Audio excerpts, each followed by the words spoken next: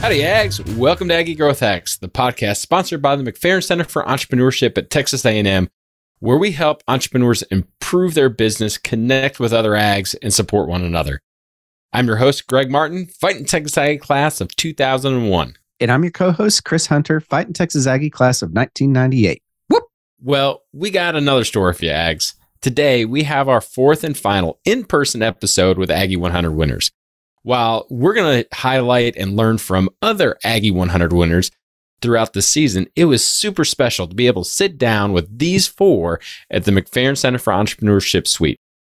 Today, we're going to get to know Ernest Cunningham, Fighting Texas Aggie class of 1993, who is the CEO of Globalgig Technology, a firm that, as its name suggests, is connecting entrepreneurs and companies all over the world. So pass it back and listen up to Ernest as he shares some really good bull. Ernest, thank you so much for joining us again. Congratulations on another Aggie 100 win, back-to-back win, and 6 overall. So I mean, do you have a shelf big enough for all your hardware? I don't actually. I keep some at the office, some at the home office, and then we keep some at headquarters as well.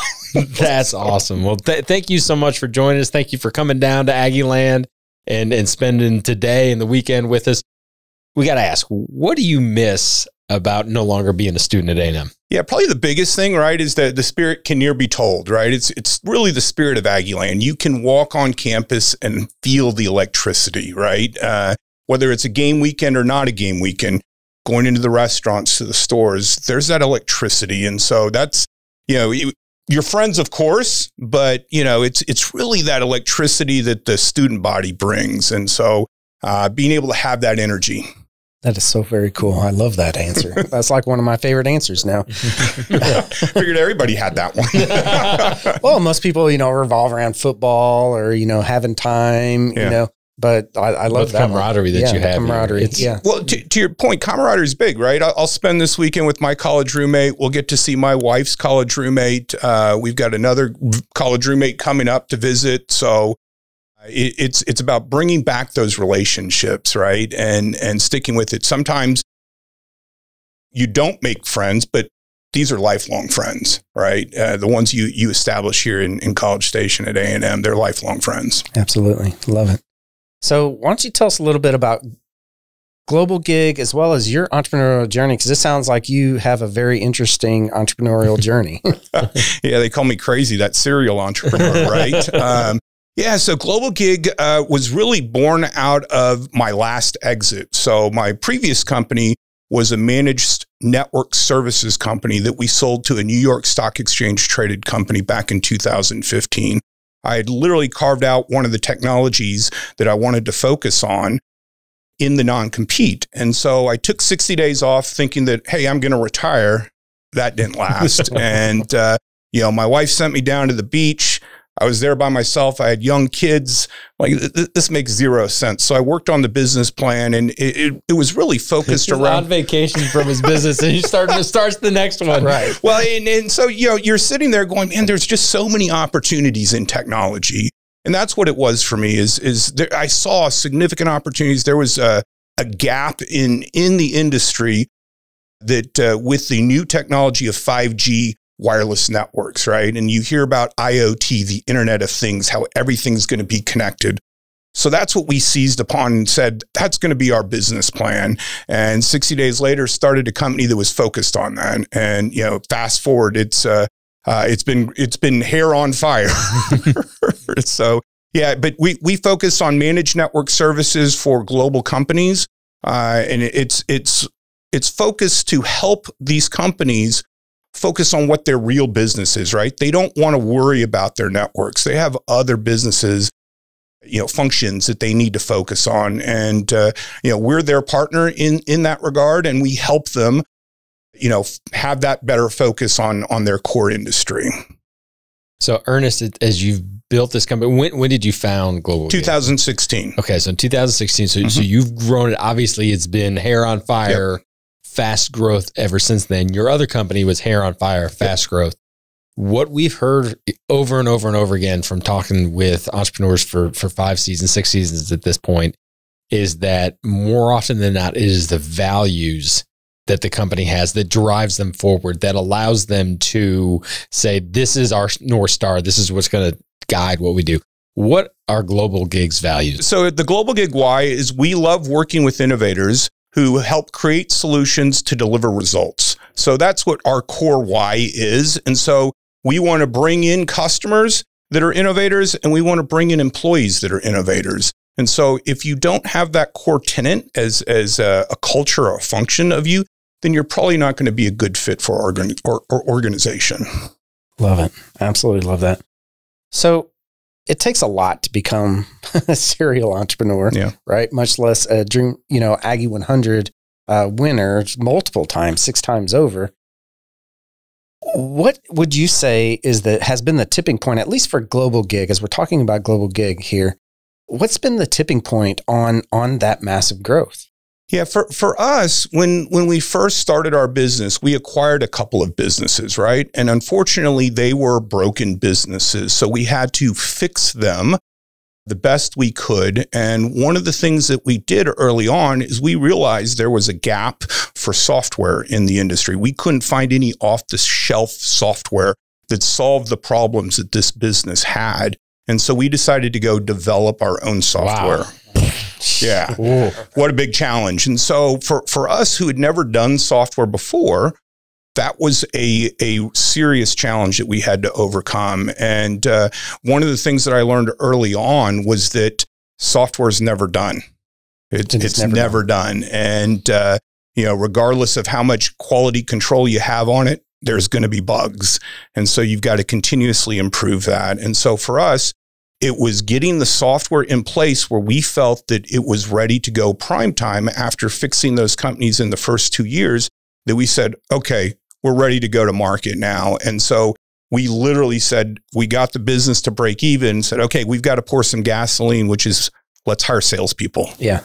A lot of companies are afraid to hire salespeople, especially engineering focused or software related businesses, but you've got to have salespeople. And that was where I grew up, was on the sales and marketing side. And so we said, okay, we're ready. Let's go. Let's hire up a sales team. And so in late 2017, we started to hire our sales team up, and you can see the results from 2018. That's so cool. So what was that decision? What made that kind of? It was, we've got to start making money, quite frankly. We were losing money to that point and cleaning up these underperforming businesses, and we'd gotten them to break even, but break even doesn't do anything for you, right? So it was, hey, we've got to make money, right? And so it was like, let's go hire our sales team. So was it difficult as you were going through those first couple of years and cleaning that up? Is probably also defining the problem. Right. And in the problem that you solve, I understood about a third of the words that you said. So, it's really to say, okay, how do I find the companies that have this problem and are innovators? Right. Was that hard? Was it hard to find those companies? It absolutely is, right? Because a lot of these large enterprises are very stuck in their ways, right? And so, that old mantra, if it ain't broke, don't fix it. So looking for those innovators is important. And what we consistently tell our team is there's lots of people that believe in our story and that need our help. You've got to talk to a lot of folks, because at that point, you're going to get a bunch of no's. Those are the ones that don't know how to innovate, the ones that sit down with you and want to talk through, that they realize that there's a struggle. We can solve for that, right? And so those are the ones that want to digitally transform those networks. So as we're talking about the software, what is the name of the software? It's called Orchestra. Orchestra. And what does it do? What does it do? So Orchestra, now it's our 3.0 version. We launched it this month. Took a long time, but it's finally out. It helps our customers as well as ourselves manage all of these multiple networks globally. Okay. And so when you think about your cellular service, when you're in a business and you're a global company, there's mobile network companies all over the world, such as AT&T, Verizon, Vodafone, Orange. So they're all over the place.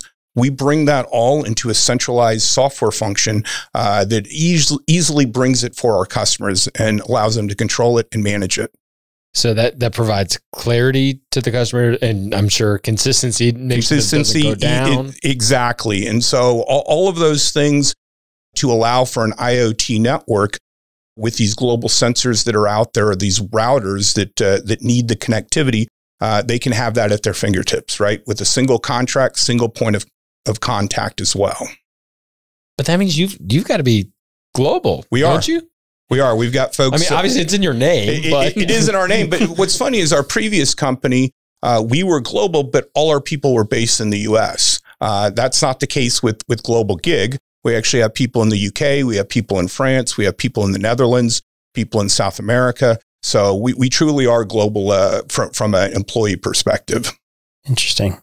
So is it the software that is your product, that's what you sell and with services, or is it? Yeah, it's a great question. Today, it has been primarily the services side. Okay. Right. And so we're really transforming our business. Our BHAG is actually around the software solution. And so this 3.0 version is that next step to shift our business from just services now into the software solution.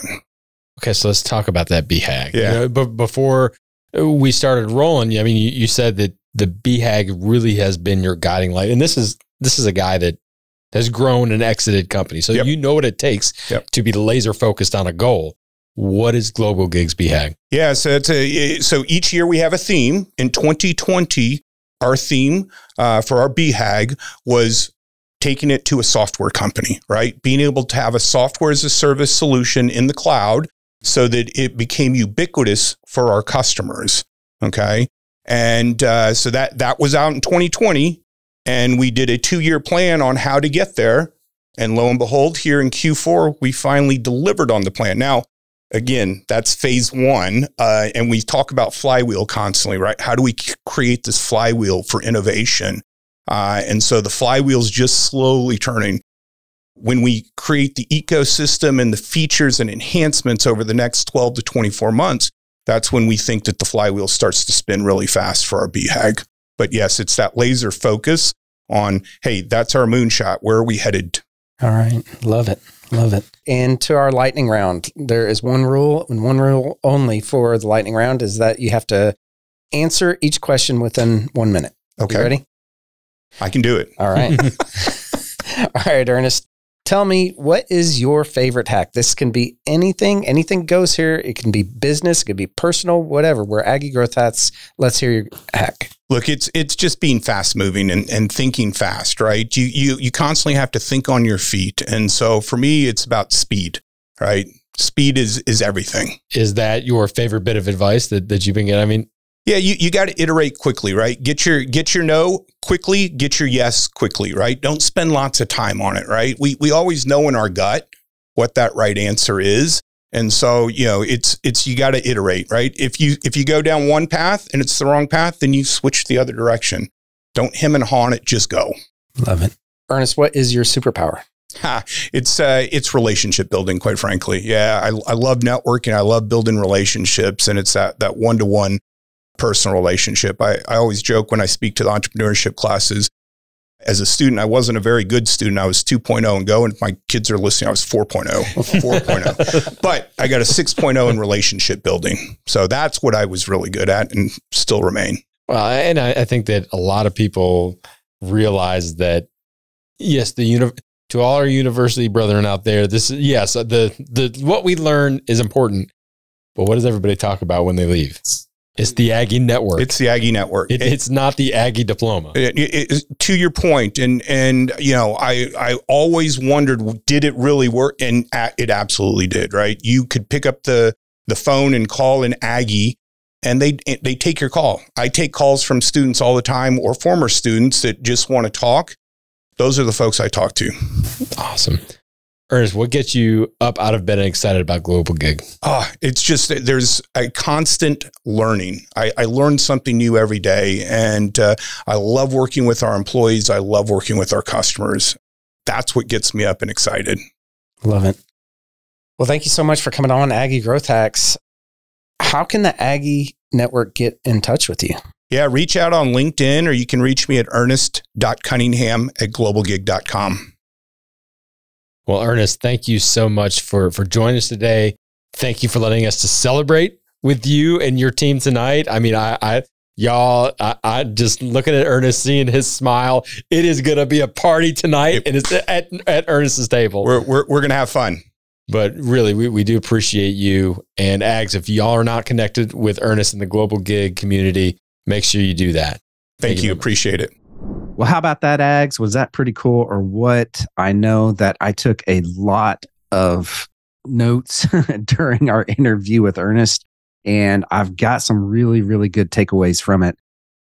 What was your biggest takeaway, Greg? I've got a couple. The first one is that, I was really impressed. I mean, we've talked with some really big companies before, but really to be able to talk and to learn from an entrepreneur that literally has to think about his company in time zones and how it really takes to be able to manage all of that, not only from a customer standpoint and the languages and everything like that, but also from an employee standpoint. Yeah. And what struck me the most is that how he described his ecosystem, whether it be customers, employees, vendors, suppliers, whoever, he said, I only want to work with innovators, people that have that same mindset to be able to say, how can we look at the world today and make it better?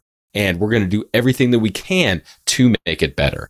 And really to be able to learn from him and how that mindset, I think more than anything else, I mean, he talked about a lot of things, but that mindset and working with those people in every aspect really has allowed him to grow this company and to really to make it as successful it is. I can't really wait to see how awesome and how big he's actually going to build it. So what about you, Chris? Well, I've got a lot of takeaways. One of the biggest ones that really stuck out to me is, and this is coming from an entrepreneur that has built, grown, scaled, and sold multiple companies, right?